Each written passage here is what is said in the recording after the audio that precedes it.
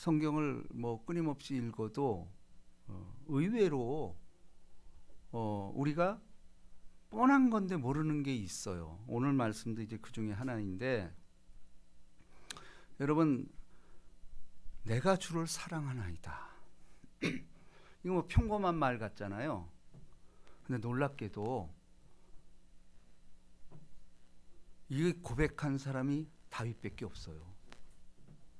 구약 전체에서 내가 주를 사랑하나이다 말한 사람 다윗밖에 없다니까. 깜짝 놀랐어요, 저도. 신앙의 조상이라는 아브라함도 이런 고백 안 했어요. 이삭, 야곱, 심지어는 아담부터 이어져서 그 에녹, 노아, 한 번도 성경에는 내가 주를 사랑하나이다라는 말을 한 사람이 하나도 없었다라는 사실이에요. 저는 이 성경에 나온 사람 중에 하나님께 가장 사랑을 입은 사람은 난 다윗이라고 생각해요. 또 신약을 통해서도 하나님은 내 마음에 합한 자다, 유일한 칭호를 들었어요. 근데 여러분 알다시피 다윗이 뭐 허물이 없습니까? 어쩌면 우리보다 못해요. 근데 다윗은 왜 이렇게 사랑을 받을까? 저도 늘 의문 중에 의문이었어요.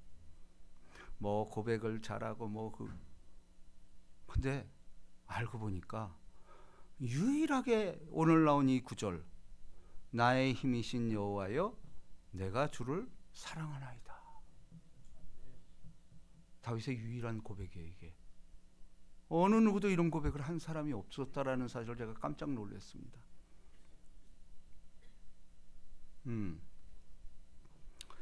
자, 이제 요거는 이제 제가 주제어로 삼고, 자, 2절을 봅니다. 여호와는 나의 반석이시요 나의 요새시요 나를 건지시는 이시요 나의 하나님이시요 내가 그 안에 피할 바위시요 나의 방패시요 나의 구원의 뿌리시요 나의 산성이시니이다. 여러분, 이렇게 고백하기 쉬워요? 하나님에 대해서 표현을 이렇게 구구절절하는 거예요. 나의 반석이요 요새시요 건지시는 하나님이시요. 근데 왜 이렇게 했을까? 이거는 지금 우리가 이렇게 글로 읽지만은 이것은 절규예요, 절규. 이것은 다윗이 그 사울의 손에 갇혀가지고 죽음을 당할 그때에 이 고백을 한 거예요. 그럼 우리가 그 정말 사망의 음침한 골짜기가 우리의 삶 속에서 다가왔을 때 이 구절은 뭘까요? 절규예요, 절규. 나의 반석이요 나의 요새시요 나를 건지시는 이시요 나의 하나님이시요 내가 그 안에 피할 나의 바위시요 나의 방패시요 나의 구원의 뿌리시요 나의 산성이시로. 아마 울부짖으면서 난 이렇게 했을 것 같아. 근데 왜 이렇게 했을까? 경험을 얘기하는 거예요. 그러니까 수도 없는 죽임을 당할 위기에 있었잖아, 다윗은. 뭐 소설 같은 얘기 아니에요? 블레셋에서 끌려가서도 죽은 채하고, 이런 뭐 수도 없는 다윗의 이 생애 속에서 요 구구절절한 것이 생각이 났을 거예요. 아, 그때도 이거 날 구원해 줬지. 그때는 내 바위가 되셨지.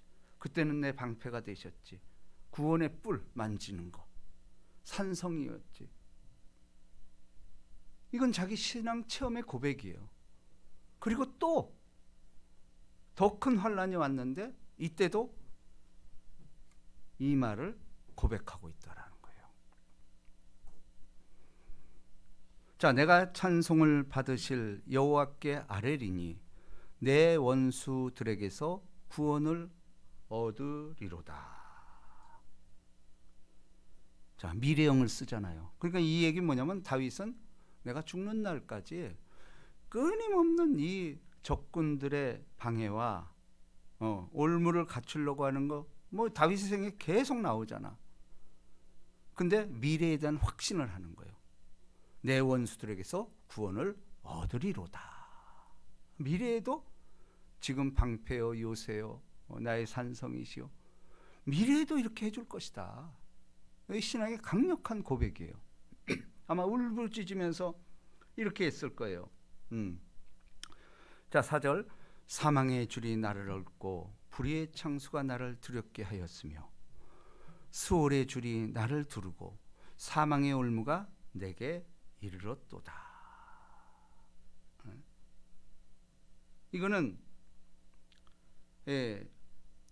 사망의 올무, 수월의 줄, 마치 지옥 같은 그거 체험했다라는 거죠. 이것은 다윗이 단순한 어떤 스트레스가 아니고 생존의 위기를 경험했고 감정이 극도로 그냥 업이 된 상태예요.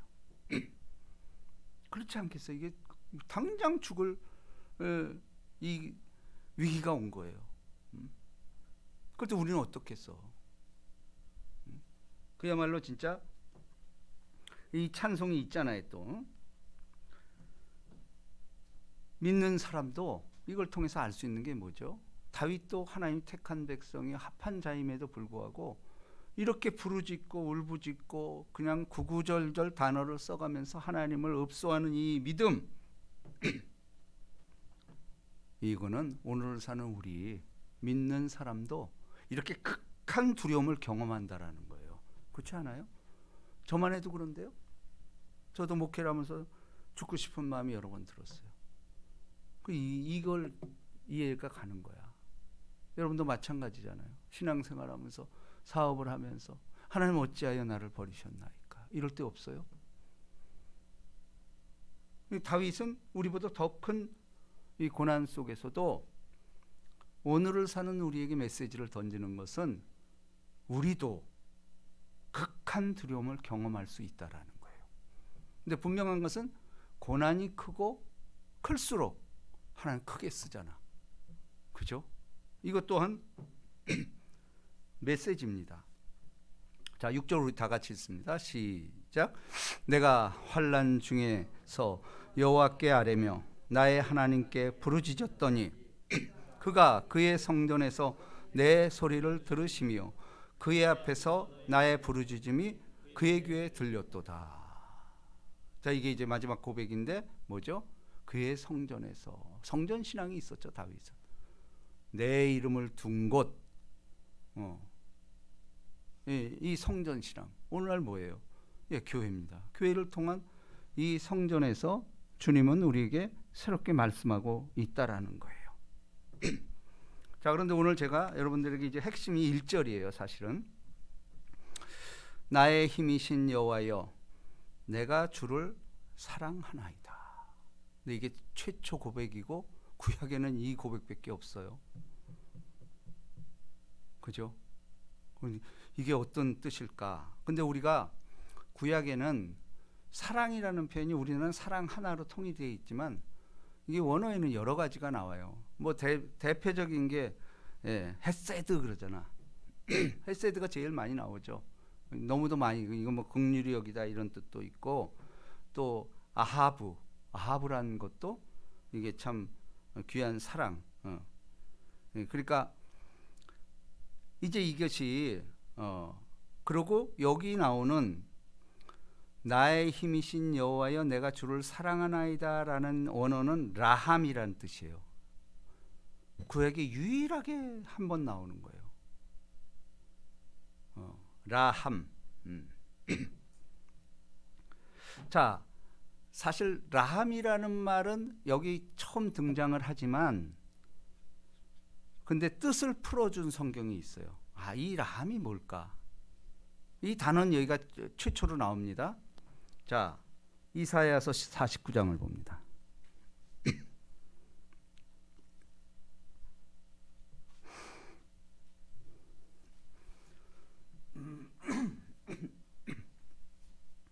(15절)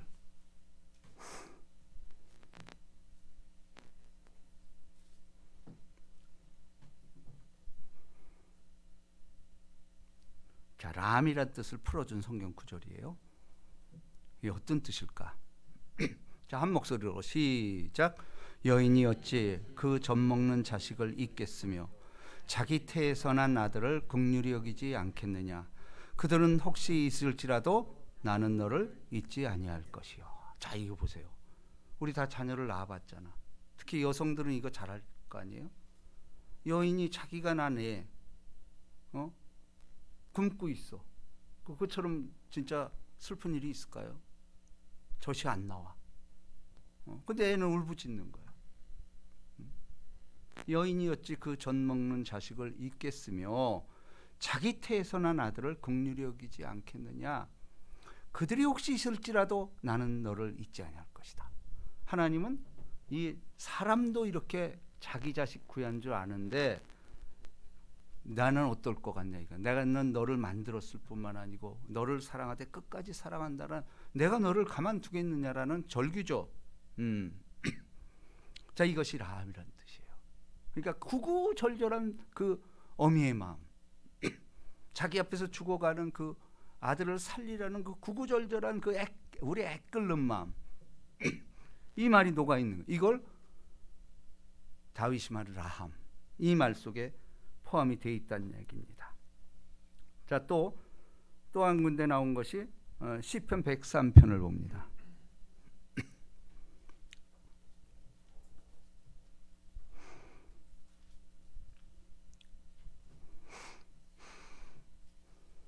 (13절)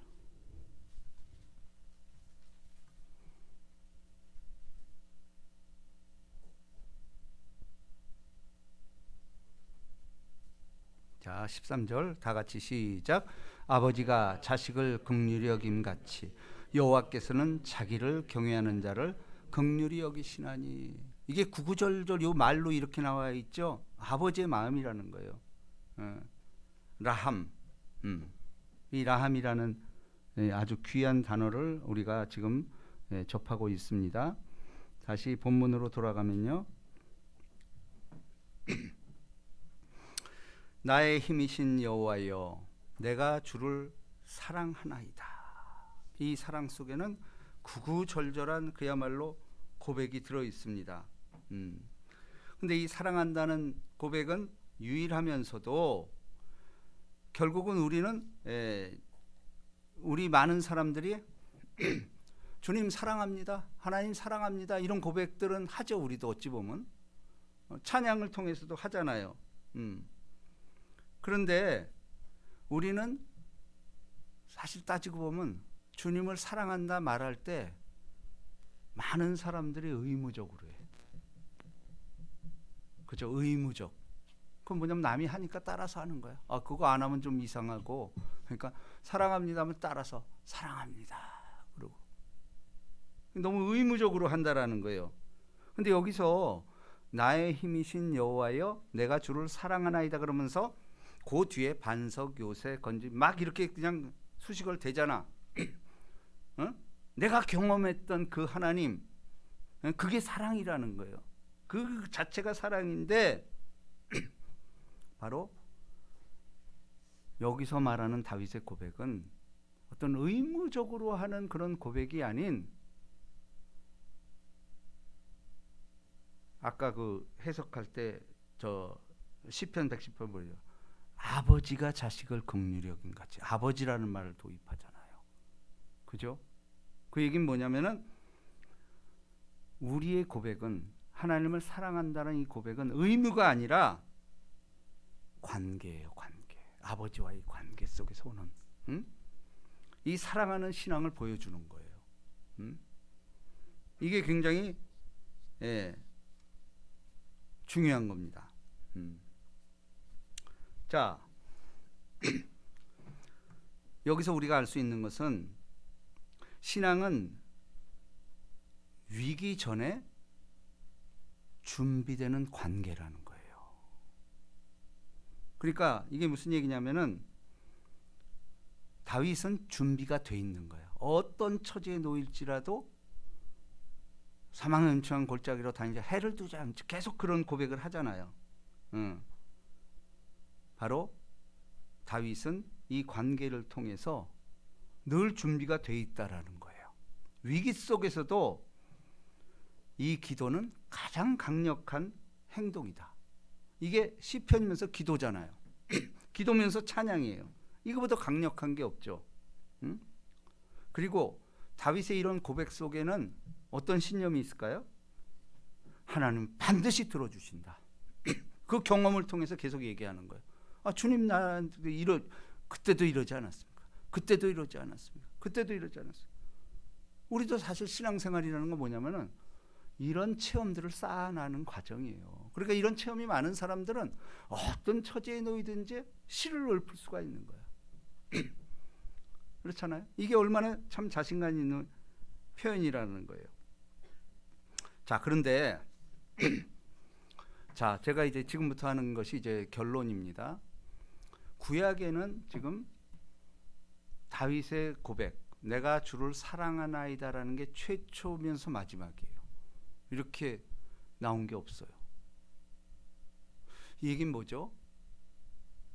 우리도 다윗을 성근하지만은 다윗처럼 살면은 이 신앙 고백처럼 하나님 반드시 우리의 기도를 들어준다라는 거예요. 왜냐하면 사랑하는 아들과 아버지의 관계이기 때문에 그럴 수밖에 없다라는 거죠. 반드시 하나님께서는 들어주신다. 근데 여러분 알다시피 제가 구약에서 예수를 발견하는 게 기적이라고 그랬잖아요. 그죠? 이 구약에서는 이 다윗이 최초 고백이지만은 사실은 이제 신약에서는 이 사랑이라는 것이 등장. 그 유명한 베드로의 고백 아니에요? 내가 나를 사랑하느냐. 그죠? 그 베드로가 위대한 게 그거예요. 내가 나를 사랑하느냐? 내가 주를 사랑하니 주께서 아시나이다. 내 어린 양을 먹이라. 이 세 번에 걸쳐 신앙 고백이 요한복음 마지막 장에 나오잖아요. 그죠? 신약에서는 이게 이루어진 거예요. 베드로가 위대하게 된 것도 그 신앙 고백 때문에. 그러니까 우리도 뭐죠? 내가 주를 사랑하나이다. 이것은 우리가 신앙의 삶 속에서 어디를 가나 고백해야 돼요. 근데 그거 고백이 의무적인 게 아니라는 거예요. 우리는 의무적으로 하기 때문에 내게 안 다가와. 근데 의무적인 게 아니고 아버지와 아들과의 관계로서 그렇게 내가 그 안에 속할 때에 성령께서 이제 우리를 깨우쳐 주실 수밖에 없다라는 것입니다. 그래서 자, 오늘 마태복음 9장을 찾아봅니다.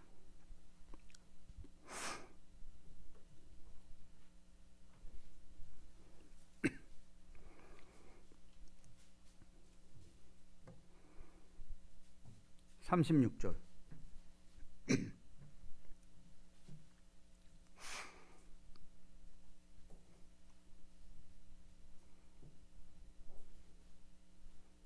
35절부터 있습니다.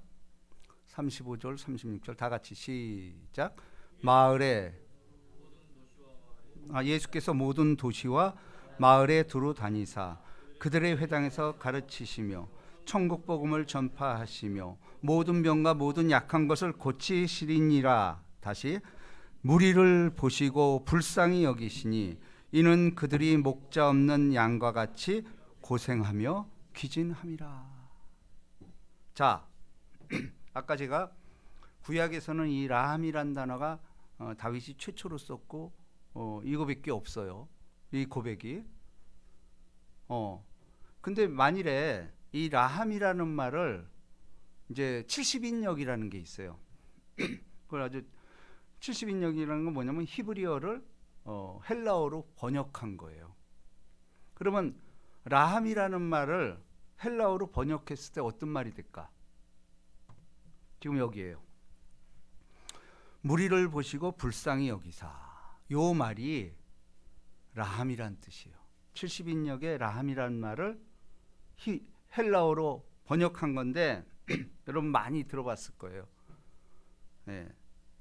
스프랑크 니조마이. 이거 아마 좀 공부한 사람들 알 거예요. 스프랑코 니조마이. 헬라어로는 이 정말 아버지와 같은 열렬한 사랑을 스프랑크 니조마이. 요 구절에 예수께서 쓰셨다라는 거예요. 무리를 보시고 불쌍히 여기시니. 이게 구구절절한 거예요. 이는 그들이 목자 없는 양과 같이 고생하며 기진합니다. 아버지의 눈이 이게 예수의 마음. 그렇죠? 그리고 또 결정타는 우리 장로님이 기도할 때 한 겁니다. 이 탕자의 비유. 누가복음 15장입니다.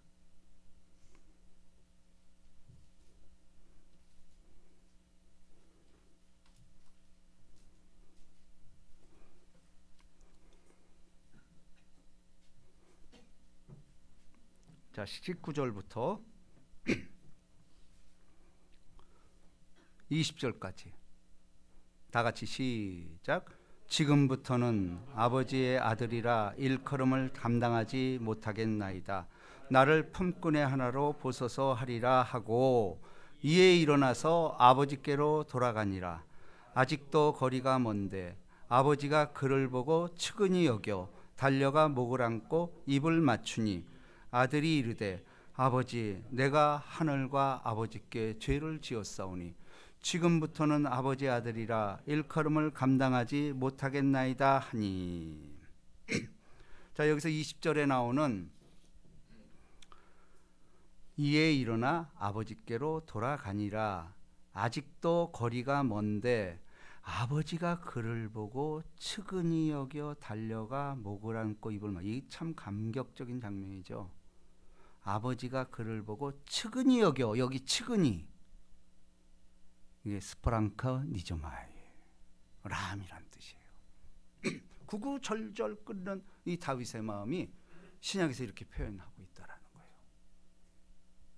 거예요. 저는 이게 예배를 드리면서 늘 느끼는 게 뭐냐면 예배는 찬양부터 계속 연결이 되잖아요. 근데 저는 수도 없이 대표 기도를 할 때 이게 딱 막혀 나와. 읽어보고 내가 참 감동을 입어요. 하나님께서 이 예배 전체를 이렇게 대표 기도와도 설교가 연결이 되게 해주셨구나. 이런 일 저 뭐 수도 없이 겪어요. 그렇잖아요. 우리 장로님이 이 기도 한 거잖아요. 그죠? 보세요. 이에 일어나 아버지께로 돌아가니라. 이 아들도 훌륭하지만 아직도 거리가 먼데 아버지가 그를 보고 측은히 여겨 달려가. 아버지가 먼저 달려가잖아요. 아버지 수동적인 게 아니에요. 우리는 아들이 돌아가. 이것도 훌륭하지만은 아버지는 벌써 다 기다리고 있었던 거예요. 내 아들이 돌아올 것이다. 그 확신을 가지고. 언제일지 모르지만 때가 되면은 우리 아들은 반드시 돌아온다. 아직도 거리가 먼데. 이거 보면 참 마음이 적어도 찡해요. 아버지가 그를 보고, 그러니까 수도 없이 기다린 거야. 얘가 언제 나오나 언제 나오나 하고 저 먼 곳 바라보는 거예요. 그 마음 아시겠어요, 여러분? 근데 우리도 부모니까 이걸 알잖아, 무슨 뜻인지. 언제나 제가 오나, 언제나 돌아오나. 아버지의 마음이란 말이에요. 아직도 거리가 먼데. 근데 아버지가 그를 보고 어느 날 딱 눈에 들어오는. 그래서 대번에 알아보지. 왜? 이렇게 날마다 나와서 기다린다라는 것은 꿈도 그렇게 꿨을 거 아니에요. 꿈속에서도 아들이 돌아오는 꿈 꾸고. 이게 아버지의 마음 아니겠어요? 이게 사실은 복음적으로 저는 누가복음 15장이 탕자의 비유처럼 우리를 표현한 게 없어요. 정말 너무도 진짜 아버지의 마음과 자녀의 마음을 그야말로 대조를 해놓으면서 이렇게 해놨잖아요. 아버지가 그를 보고 측은히 여겨 달려가 목을 안고 입을 맞추니. 근데 아들도 보세요. 아들이 이르되 아버지 내가 하늘과 아버지께 죄를 지었사오며. 이 아들이 벌써 변한 거예요. 순서를 알잖아. 하늘을 먼저 들이대잖아. 내가 하늘의 죄를 지은 거야. 이 신앙 고백이 굉장히 중요합니다. 하늘과 아버지께. 이게 참, 그러니까 이 아들이 얼마나 뒤집어졌다는 게 나오죠. 쥐엄 열매 먹으면서 아버지 집이 너무 그리운 거야. 그때가 천국이었는데. 지금부터는 아버지 아들이라 일컬음을 감당하지 못하겠나이다 하나 아버지는 종들에게 이르되 제일 좋은 옷을 내어다가 입히고 손에 가락지를 끼우고 발에 신을 신기라. 그리고 살찐 송아지를 끌어다가 잡으라. 우리가 먹고 즐기자. 자, 24절 다 같이 시작. 이 내 아들은 죽었다가 다시 살아났으며 내가 잃었다가 다시 얻었노라 하니 그들이 즐거워하더라. 아멘. 자, 우리도 마찬가지죠. 근데 조건이 뭐죠? 죽었다가 다시 살아났으며. 이걸 거듭남이라고 그러잖아요. 우린 거듭남을 체험한 사람도 여기 앉아 있는 거잖아요. 그죠? 내 아들은 죽었다가 다시 살아났으며 잃었다가 다시 얻었다. 이 아버지의 고백이잖아요. 지금도 우리 아버지는 이렇게 기다리고 있다라는 거예요. 예. 택한 백성도 때로는 실망하고 하나님께 이럴 때 있잖아요. 근데 그것도 다시 돌아오길 또 기다리는 거예요. 그때마다. 그럼 이거는 구원 받을 때뿐 아니고 구원이 완성될 때까지 끊임없이 아버지는 기다려주는 거야. 근데 우리는 복이 되는 것은 그걸 알게 하는 성령이 있다라는 거야. 성령이 계속해서 채찍, 너 지금 잘못된 길 가고 있어. 그거 깨닫고 돌아오는 거야. 특별히 말씀을 듣다가 깨달이 온다라는 것은 이 하나님의 때라는 거예요. 자, 결론적으로 제가 말씀드립니다. 인생에는 그야말로 버릴 수 없는 것 같은 순간이 있습니다. 버틸 수 없는, 그죠? 버틸 수 없는 우리 순간들이 있잖아요. 아마 앞으로도 올 거예요. 세상이 어지럽고 전쟁이라도 나보세요. 버틸 수 없는 순간이 와. 지금 같아선 당장 벌어져도 할 말이 없어요. 온 세계가 이렇게 걷고 우리는 뭐 운이 좋아서 그런 것도 아니고 어느 나라에서든지 이게 세계대전으로 갈 수 있잖아요. 버틸 수 없는 순간이 옵니다. 앞으로. 마치 물에 휩쓸리는 것처럼 문제가 한꺼번에 몰려올 때가 있잖아요. 지금 우리가 그거 겪었잖아요. 근데 오늘 시편 18편은 다윗은 그런 순간을 지니고 있는 거야. 사망의 엄청난 골짜기. 그는 말합니다. 사망의 줄이 나를 얹고, 그죠? 불의의 창수가 나를 두렵게 했다라는 이런 고백. 이건 과장이 아니죠. 정말 끝이라고 느껴지는 상황이에요. 근데 우리도 이런 거 앞으로 올 거예요. 그래서 저도 이런 거 정말 많이 왔어요. 근데 그때마다 살아난 이유는 신앙 고백 때문이에요. 다윗은 이렇게 구구절절할 때 오늘 다시 한번 봅니다. 18편 1절. 나의 힘이신 여호와여 내가 주를 사랑하나이다. 스프랑케니조마이 애가 끓는 이 절규를 했던 거예요. 예, 바로 이것은 끝이라고 느껴질 수 있는 것, 끝이라고 느껴질 수 있는 상황인데 이 고백, 나의 힘이신 여호와여 내가 주를 사랑하나이다. 이 고백으로 말미암아 역전시킬 수 있었다라는 겁니다. 왜 다윗은 이렇게 시작할 수 있었을까요? 그 이유는 단 하나예요. 위기 전에 하나님과의 아름다운 추억이 있었다라는 거예요. 관계가 형성돼 있었다라는 거예요. 이게 또 온다 할지라도 다윗은 또 고백할 겁니다. 방패요 산성이요 계속해서 이거 수도 없이 반복했던 말이에요. 문제가 생겼다고 해서 급하게 찾는 하나님이 아니라는 거예요. 이 고백은 늘 다윗은 이러한 위협에 놓여져 있었어요. 언제 사망이 내게 닥친다 할지라도 이 고백이 준비되어 있는 거예요. 이미 사랑했던 하나님이 있었어요. 그래서 그는 하나님이 이렇게 부릅니다. 나의 반석, 나의 요새, 나의 구원. 이건 어떤 이론이 아닌 다윗의 경험에서 나온 고백이에요.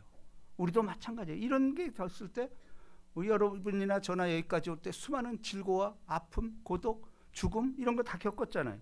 그 고백이 이제 나와야 된다라는 겁니다. 사랑하는 여러분, 우리도 위기를 만납니다. 때로는 정말 감당할 수 없는 그런 상황도 옵니다. 그때 중요한 질문이 이것입니다. 나는 무엇을 붙잡고 있는가라는 거예요. 근데 많은 사람들이 돈을 붙잡습니다. 그리고 내가 아는 백을, 사람을 붙잡습니다. 그리고 내가 그동안 겪었던 경험과 능력 이걸 들이댑니다. 근데 다윗은 그게 아니고 나는 하나님만 붙잡는다라는 고백을 하고 있다라는 거예요. 자, 6절에 보십시오.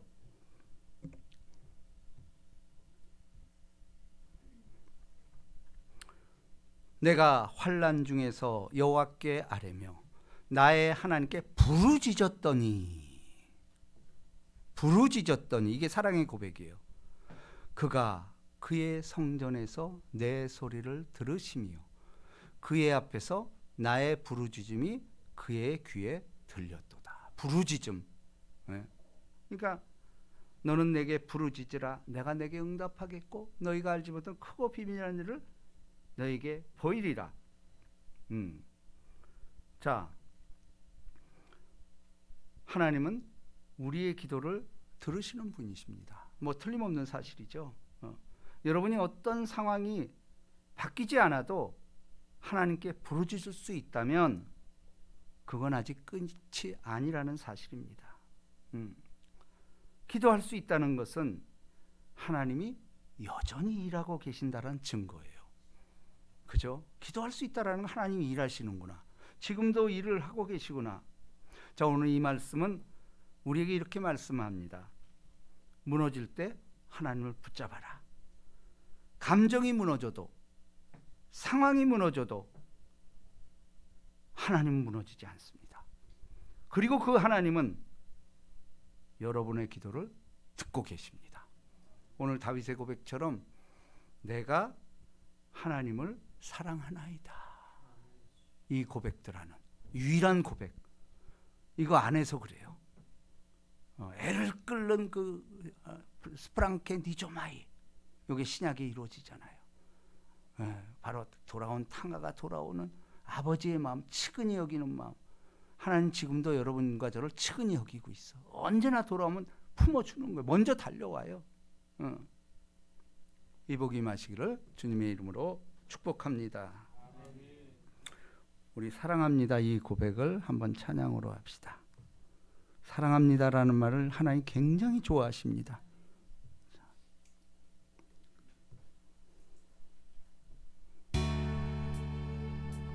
사랑합니다 나의 예수님